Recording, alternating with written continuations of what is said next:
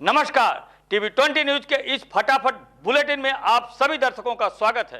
मैं हूं आपके साथ अशोक वर्मा। देखते रहिए टीवी 20 न्यूज, बने रहिए हमारे साथ।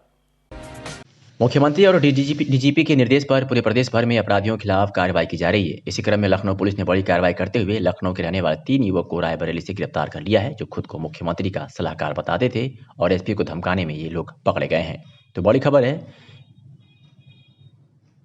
लखनऊ से, जहां मुख्यमंत्री और डीजीपी के निर्देश पर पूरे प्रदेश भर में अपराधियों के खिलाफ कार्रवाई की जा रही है। इसी क्रम में लखनऊ पुलिस ने बड़ी कार्रवाई करते हुए लखनऊ के रहने वाले 3 युवकों को रायबरेली से गिरफ्तार कर लिया है। ये तीनों युवक खुद को सीएम का सलाहकार बताते थे। इस खबर के प्रायोजक हैं ड्रेसलैंड, राहुल नगर, मड़िया, आजमगढ़, जहां आपको मिल रही है सभी ब्रांडेड कपड़ों पर 50% की भारी छूट। ऑफर सीमित समय तक, जल्द आएं जल्द पाएं। संपर्क करें इन नंबरों पर। उत्तर प्रदेश के कानपुर से बड़ी खबर आ रही है, जहां मानवता शर्मसार हुई है। जहां बिल्हौर में एसटीएम के ड्राइवर और गनर का वीडियो वायरल हो रहा है, जिसमें एसटीएम की ड्राइवर और गनर का निंदनीय कृत्य वीडियो सामने आया है। वीडियो में देखा जा रहा है कि गाड़ी से ठोकर लगने के बाद घायल सफाई कर्मचारी को सड़क से उठाकर फुटपाथ पर छोड़ दिया गया है और हॉस्पिटल ले जाना भी इन लोगों ने मुनासिब नहीं समझा। जब प्रशासनिक अमला खुद इतना संवेदनहीन हो जाएगा तो आम जनता से क्या उम्मीद की जा सकती है।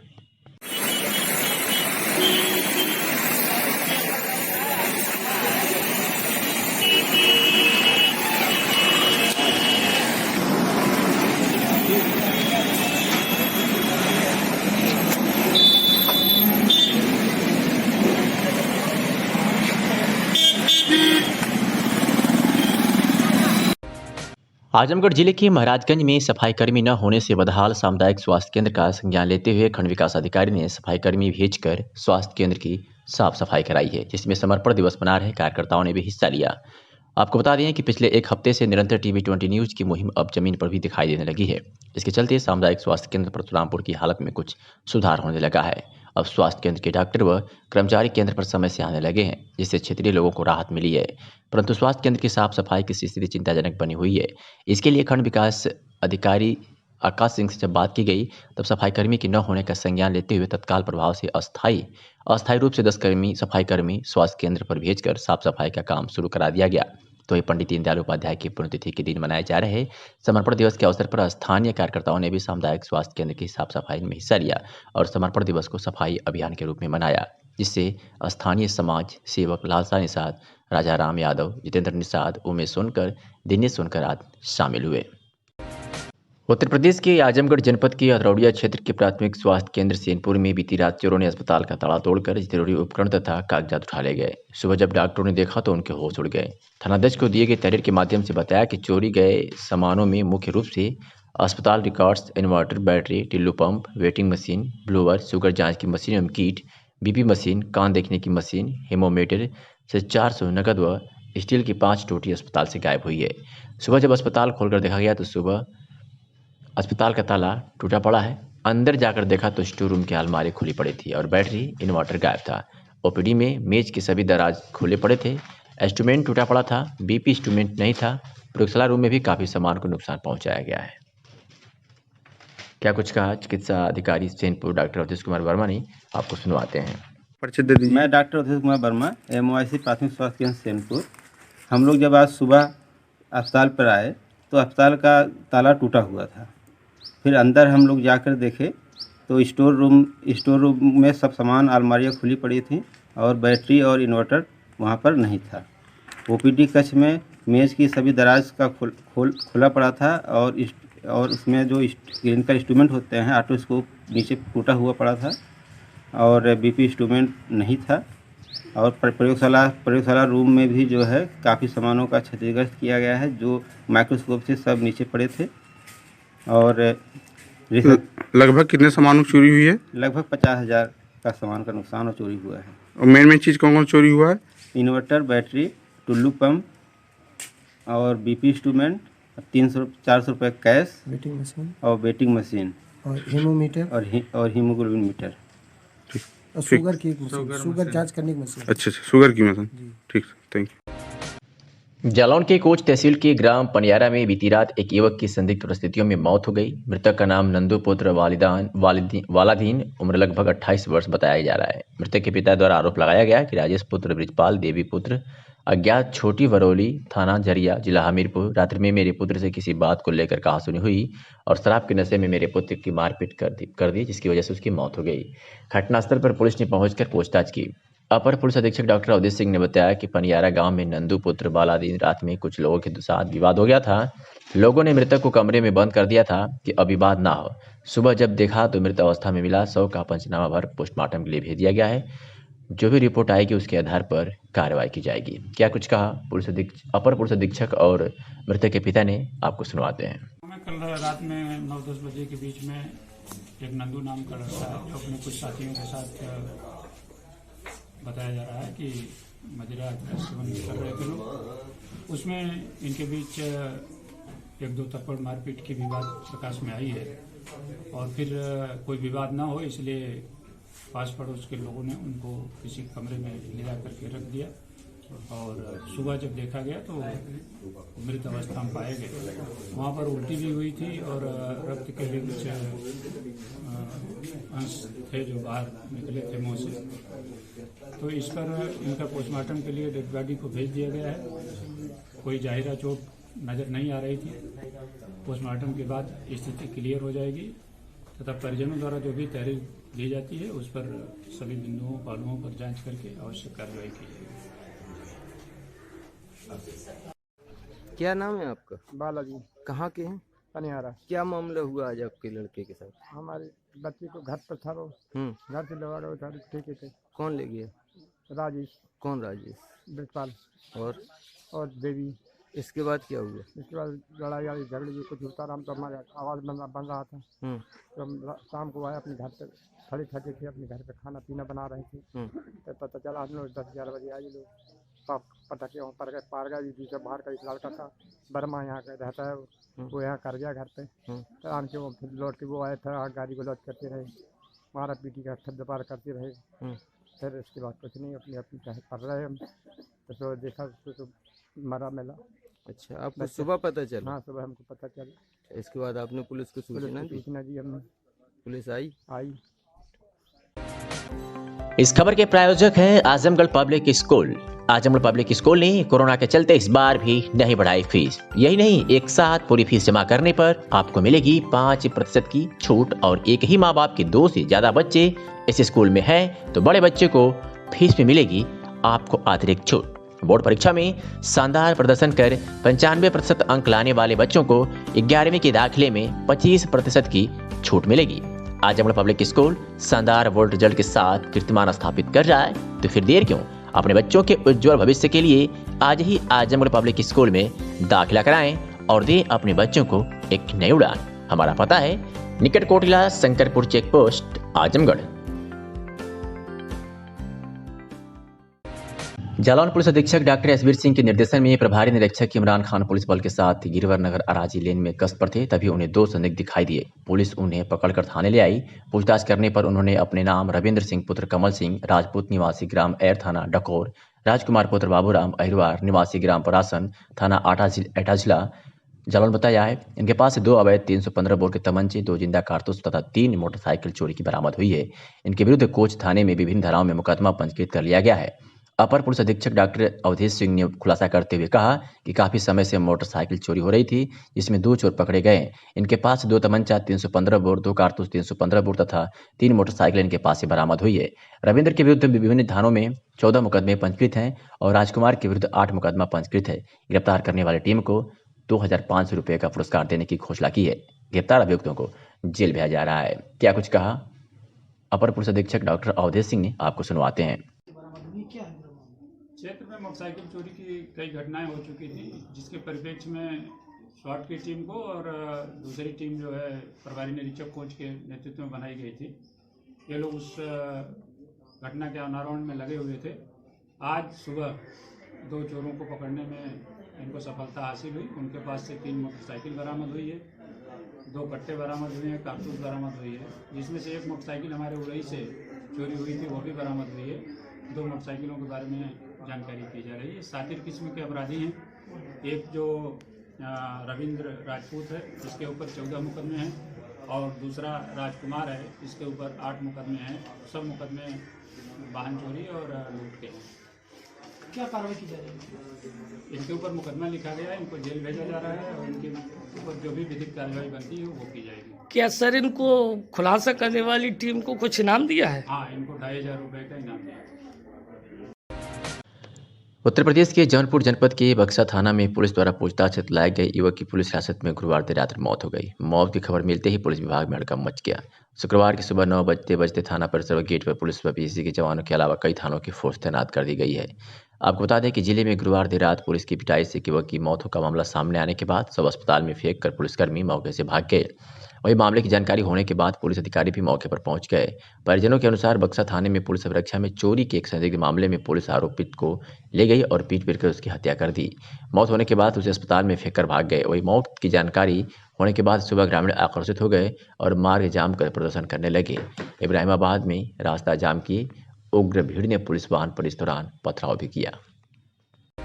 यूपी के महाराजगंज जिले के घुगली थाना क्षेत्र के रामपुर महुआ के पूर्व प्रधान की पुरानी रंजिश के कारण गांव के एक शख्स ने फावड़े से की बीट से जानलेवा हमला कर दिया, जिसके बाद इलाज के लिए गोरखपुर ले जाते समय रास्ते में ही पूर्व प्रधान ने दम तोड़ दिया।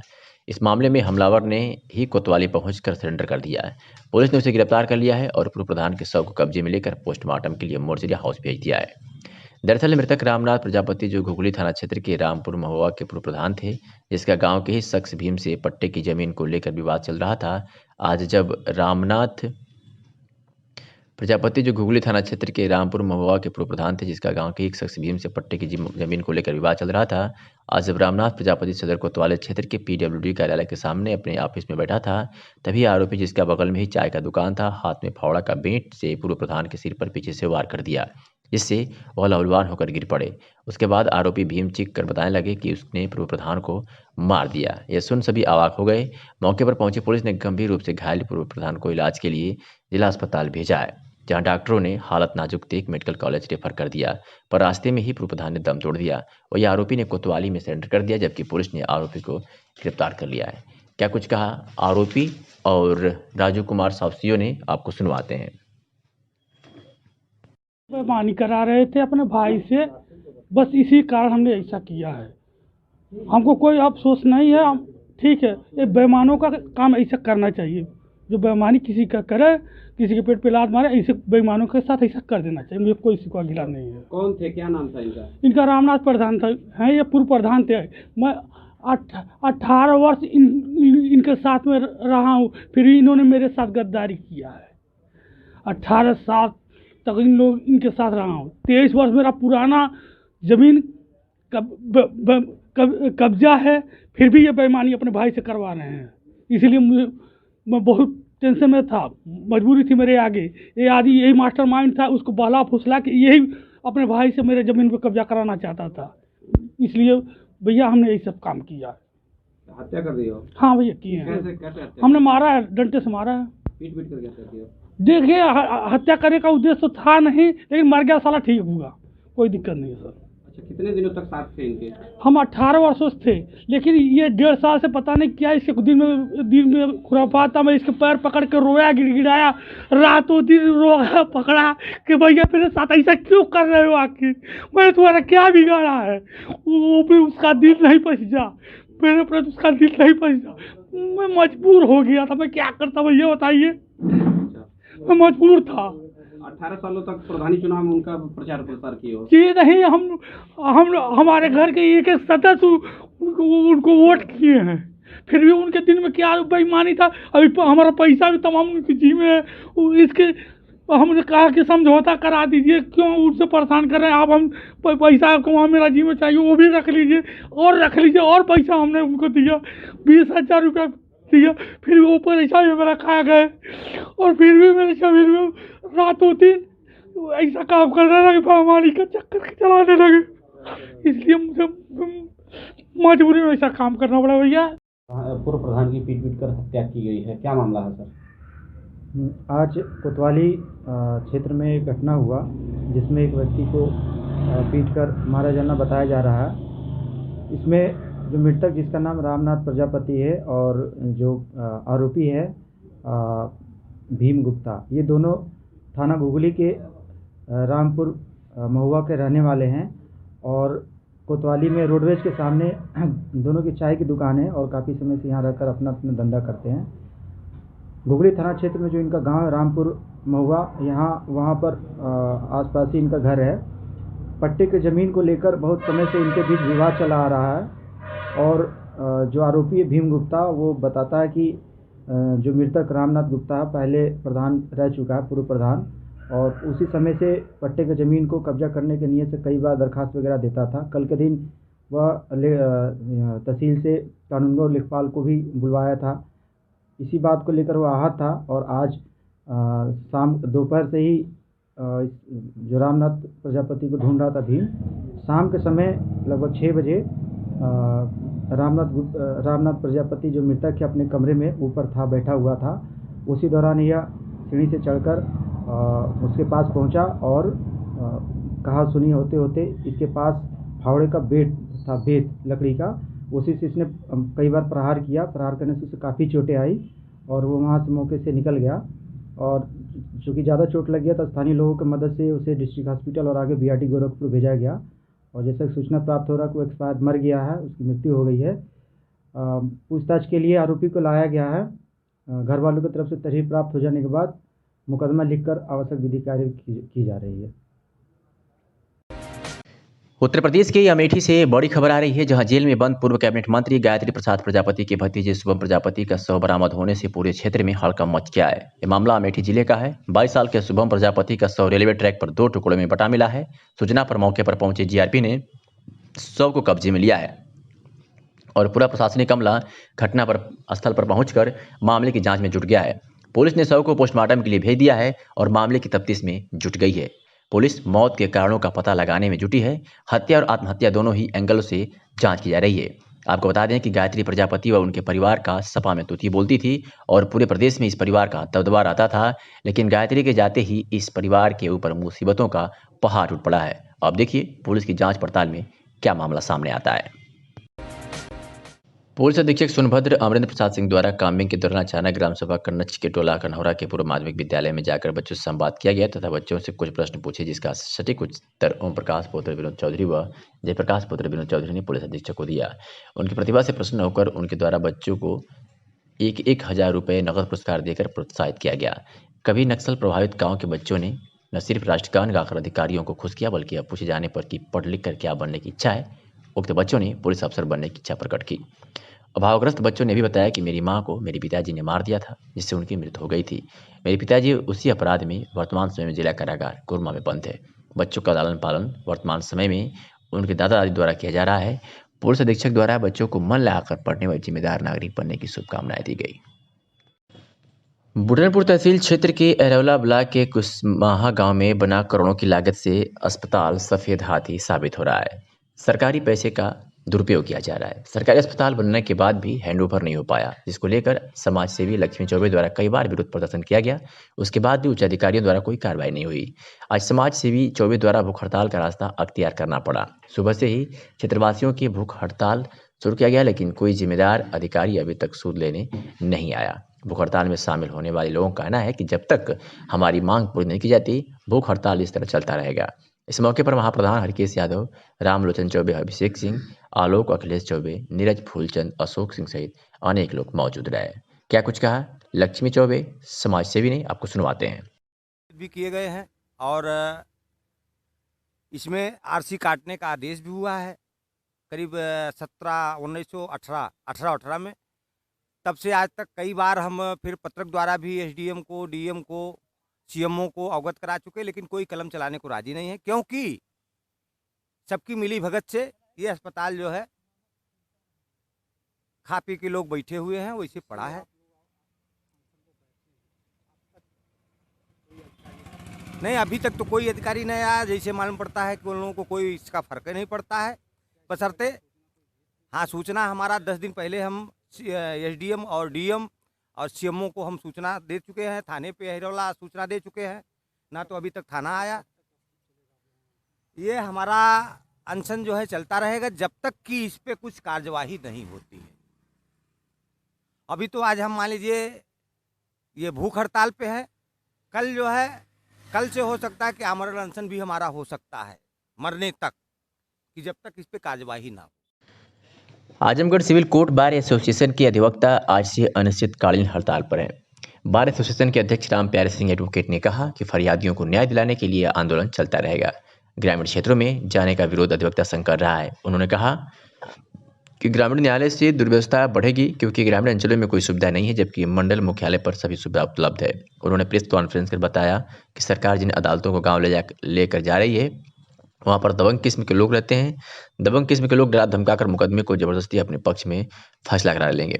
इसी का हम लोग विरोध कर रहे हैं और आगे अनिश्चितकालीन विरोध करते रहेंगे, न्यायिक कार्य से भी विरत रहेंगे।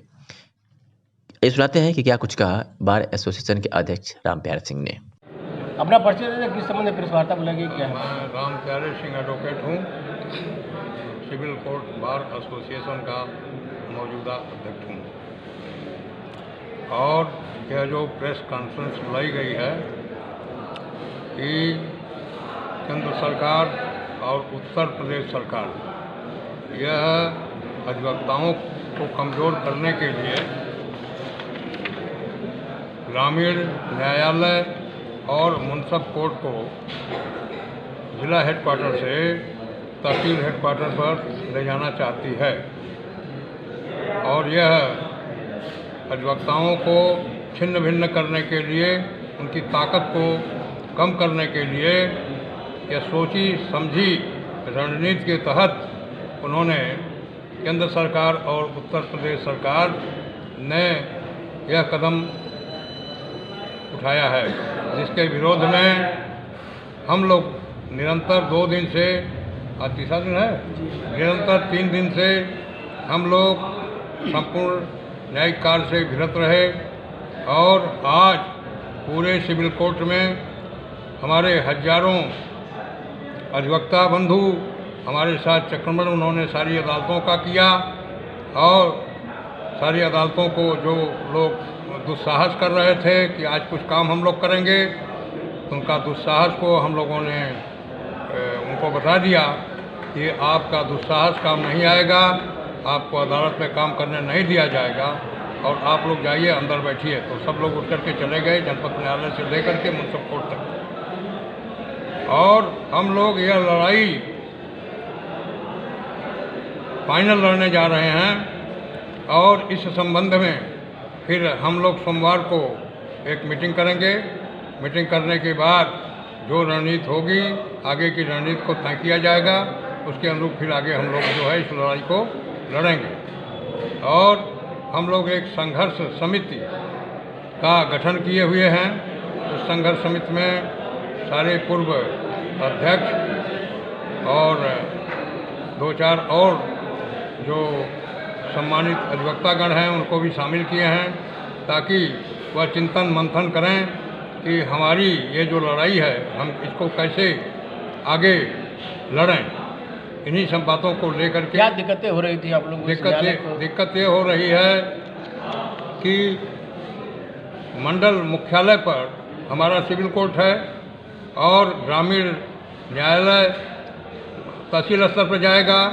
वहाँ न तो भवन का कोई उनके रहने की व्यवस्था है, न उनका लॉकर है, न उनके बाथरूम बने हुए हैं, न उनके कर्मचारियों की बैठने की व्यवस्था है, न अधिवक्ताओं के बैठने की वहाँ व्यवस्था है। और आने जाने में भी काफ़ी परेशानी हो गई। सुरक्षा के दृष्टि से वो ठीक नहीं है, असुरक्षित लोग हो जाएंगे। यहाँ इतनी बड़ी कचहरी में भी बम विस्फोट हो जाता है, गोलियाँ चल जाती हैं, तो वहाँ लोग बादकारियों का हित सुरक्षित नहीं है। वहाँ और घूसखोरी बढ़ेगी और भ्रष्टाचार बढ़ेगा। और ये जो अधिकारी हैं, न्यायिक अधिकारी हैं, ये भी इनके रहने की वहाँ व्यवस्था नहीं रहेगी।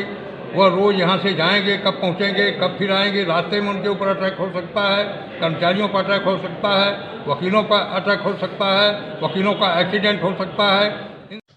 विकासखंड लालगंज के जीडी मेमोरियल याकर्स इंग्लिश स्कूल गोमती नगर खनियारा में सत्र 2021 का शुभारंभ मूर्ति अनावरण व पुस्तक विमोचन कार्यक्रम के मुख्य अतिथि दर्जा प्राप्त राज्य मंत्री नरेंद्र सिंह के द्वारा पुष्प अर्पित व दीप प्रज्वलन करके किया गया। दर्जा प्राप्त राज्य मंत्री नरेंद्र सिंह, जिला उपाध्यक्ष योगेंद्र राय, पूर्व विधायक विजय सरोज, रमाकांत सिंह, एसडीएम लालगंज, पंकज श्रीवास्तव, उमाशंकर मिश्रा, डॉक्टर सत्येंद्र सिंह, क्रांति सिंह सहित तमाम लोगों ने उनका सम्मान किया। छात्राओं के गीत ने सभी का मन मोह लिया। कार्यक्रम में आए हुए अतिथि द्वारा विद्यालय के संस्थापक स्वर्गीय मातवर सिंह व उनकी धर्मपत्नी की मूर्ति का अनावरण भी किया गया। वही डॉक्टर अर्पणा सिंह प्रोफेसर वाराणसी के पुस्तक का भी विमोचन करते हुए पूर्वांचल विकास बोर्ड के उपाध्यक्ष नरेंद्र सिंह द्वारा डॉक्टर अर्पणा सिंह को उनके उल्लेखन के लिए धन्यवाद ज्ञापित किया गया। पुस्तक अभी मैंने पढ़ी नहीं है, केवल जो अनाउंसर बोल रहे थे दशम अवतार के बारे में पुस्तक लिखी गई है, तो पुस्तक पर टिप्पणी करना दूसरा पढ़े करने का उचित नहीं होता है, लेकिन फिर भी डॉक्टर अर्पणा सिंह जी हमारे यहाँ की हैं, अपनों का भाव है। पिछली बार भी मैंने पुस्तक का विमोचन किया था और आज भी मैंने पुस्तक का विमोचन किया। मैं अपने आप को भाग्यशाली समझ रहा हूँ कि मुझे बार उनकी पुस्तक का विमोचन करने का अवसर मिला और एक विदुषी महिला उन्होंने अच्छी पुस्तक लिखी है और पीएचडी किया। लोक जनशक्ति पार्टी पिछड़ा एवं अति पिछड़ा प्रकोष्ठ का कार्यकर्ता बैठक कलेक्ट्री कचहरी नगरपालिका रोड आजमगढ़ पार्टी कार्यालय पर संपन्न हुआ, जिसकी अध्यक्षता जिला अध्यक्ष नंदिनी गोंड एवं संचालन जयराम यादव ने किया। कार्यक्रम के मुख्य अतिथि प्रदेश अध्यक्ष शिवमोहन शिल्पकार अपने संबोधन में कहा कि उत्तर प्रदेश सरकार की घोर निंदा करने वाले समाजवादी पार्टी के निवर्तमान जिला अध्यक्ष पूर्व जिला पंचायत अध्यक्ष हवलदार यादव अपने गिरबान में झांके लोकतंत्र की परिभाषा समझाने वाले खुद को लोकतंत्र की समझने की आवश्यकता है। इसी क्रम में प्रदेश महासचिव हौसला राजभर ने कहा कि दिनांक 15 फरवरी 2021 को लोक जनशक्ति पार्टी द्वारा सपा के जिला अध्यक्ष एवं जिला पंचायत विभाग में व्याप्त भ्रष्टाचार के विरुद्ध जिलाधिकारी के एवं मुख्यमंत्री महामहिम राज्यपाल के नाम संबोधित मांग पत्र 1 बजे दिन में सौंपा जाएगा। और साथ ही साथ में प्रशासन को मीडिया के माध्यम से बताना चाहती हूं कि हमारे किसी भी कार्यकर्ता और पदाधिकारी के साथ सपा द्वारा उत्पीड़न अगर किया जाता है तो उसकी समस्त जिम्मेदारी शासन प्रशासन की होगी। कार्यक्रम में गणेश गौतम, प्रदेश मीडिया प्रभारी, जयराम यादव, रामवचन पासवान, राजकुमार सरोज, सुकैलेश प्रधान, रामशरण राम, ब्रिजेश राजभर, राम धवल आदि, दिलीप शिल्पकार, रीतम राजभर समेत अनेकों कार्यकर्ता उपस्थित रहे। आज हमने अपने पार्टी के कार्यकर्ता बैठक का आयोजन हुआ था, इसमें हम उपस्थित रहे हैं और साथ ही साथ आजमगढ़ जनपद के कार्यप्रणाली और कुछ जो विपक्ष जो आज सरकार के ऊपर आरोप लगा रहे हैं वो अपने गिरबान में झांकने का काम नहीं करते हैं। वो जमात की बात तो सिर्फ मंचों पे करते हैं, लेकिन जिम्मेदारी जो है अपने घर में रखते हैं। मैं आजमगढ़ के समाजवादी पार्टी के जिला अध्यक्ष के बयानों की निंदा करता हूं और उनके जो बयान थे वो तथ्यगत नहीं थे, वो समाज को दिग्भ्रमित करते हैं। ये सबसे पहले जिला पंचायत सदस्य बने और जिला पंचायत अध्यक्ष बने, उसके बाद ये जो हमारे इनके पार्टी के संस्थापक संरक्षक माननीय मुलायम सिंह यादव के सांसद प्रतिनिधि रहे। इसमें वर्तमान जो यहाँ के सांसद हैं इनके राष्ट्रीय अध्यक्ष अखिलेश यादव जो उनके जो है ये प्रतिनिधि हैं। जिला पंचायत विभाग के इनकी बहू मीरा यादव जी जिला पंचायत विभाग के अध्यक्ष हैं और इनके कार्यप्रणाली इतने उत्तम है कि जितने भी जिला पंचायत परिषद की जमीनें हैं औने पौने दामों पे इलाट कर दिया गया है, जिसकी जांच आख्या भेजी जाती है उसमें यहाँ के अपर अधिकारी भी अपनी अहम भूमिका निभा रहे हैं और इन लोगों द्वारा मिलकर सरकार की जमीनों को बेगर कोई खुली बैठक के अलाटमेंट कर दिया गया है। यहाँ तक कि ब्रह्म स्थान के पास वो खाली पड़ी जमीन थी जिसमें गाड़ी और पार्क होते थे, बाल विकास बाल आवास था और वहाँ पे तमाम जो है आप देख ही रहे होंगे वहाँ व्यवस्था, वहाँ की भी ज़मीनों को जो है अलाट कर दिया गया है। अभी जल्द में कुछ दुकानों का अलाटमेंट किया गया था जो बिल्कुल अनलीगल था, उस पर हमने जांच की मांग किया था, लेकिन जांच किसको मिली? जिसके खिलाफ जांच थी। ये बड़े दुर्भाग्य की बात है, जिस प्रशासन में बैठे अधिकारी हैं उनको तो इतना पढ़ा लिखा तो है, उनको पता होना चाहिए IAS को कि यह जांच अगर फला को है तो इसकी जांच फला से करानी चाहिए या किसी दूसरे अधिकारी से उच्च स्तरीय करानी चाहिए। मजिस्ट्रेटिक जांच कराने की बात की गई थी, लेकिन वो जांच खुद उसी विभाग के अपर अधिकारियों को दिया गया। तो कोई भी व्यक्ति अपने खिलाफ आरोप तय नहीं कर सकता है, इसलिए उसको भेजा। उसके खिलाफ हमने पुनः एक मांग पत्र तैयार किया है जो दिनांक 15 तारीख को 1 बजे जिलाधिकारी के नाम के संबोधित के साथ साथ माननीय मुख्यमंत्री और राज्यपाल के नाम से पत्र हम लोग सौंपेंगे और उसको तत्काल कार्रवाई की मांग करेंगे कि इन पे CBCID या उच्च स्तरीय जांच कमेटी बनाई जाए, इनकी निष्पक्षता पूर्वक जांच हो, इनके काले धनों की जांच हो, इनके कार्यप्रणाली की जांच हो। जो इस तरह से समाज में गुमराह करते हैं, समाजवाद के नाम पर भ्रष्टाचार फैलाते हैं और काला धनों को इकट्ठा करके ईमानदारी की बात बताते हैं। मैं पूछता हूं हवलदार यादव जी से, आपने कितने गरीबों को परिषद की जमीनों का आवंटन किया?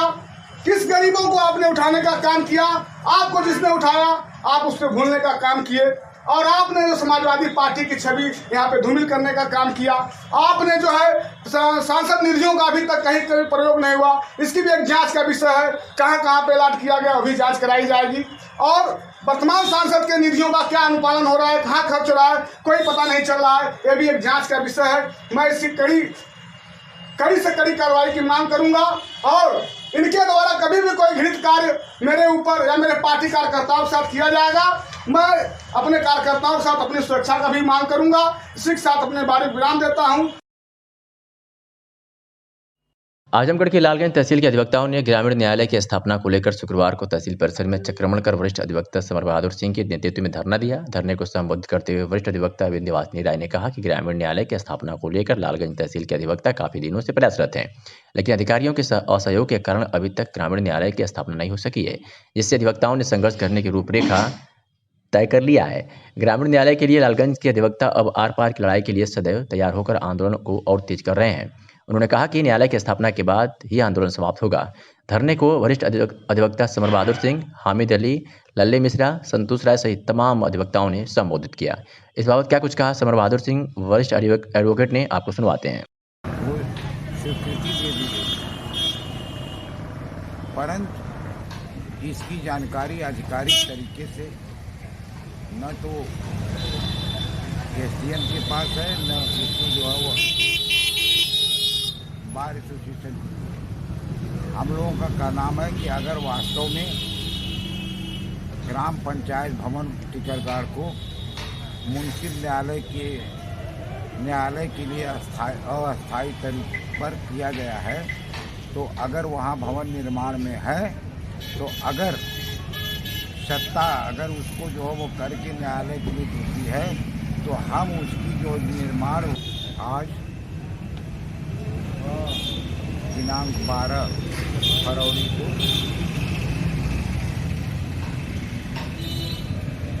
ग्रामीण स्थापना संघर्ष समिति के तत्वावधान में समस्त अधिवक्ताओं ने चक्रमण करके ग्रामीण स्थापना के लिए शासन से निवेदन किया। शासन के द्वारा कहा गया कि ग्रामीण न्यायालय के लिए टिकरगाड़ की में ग्राम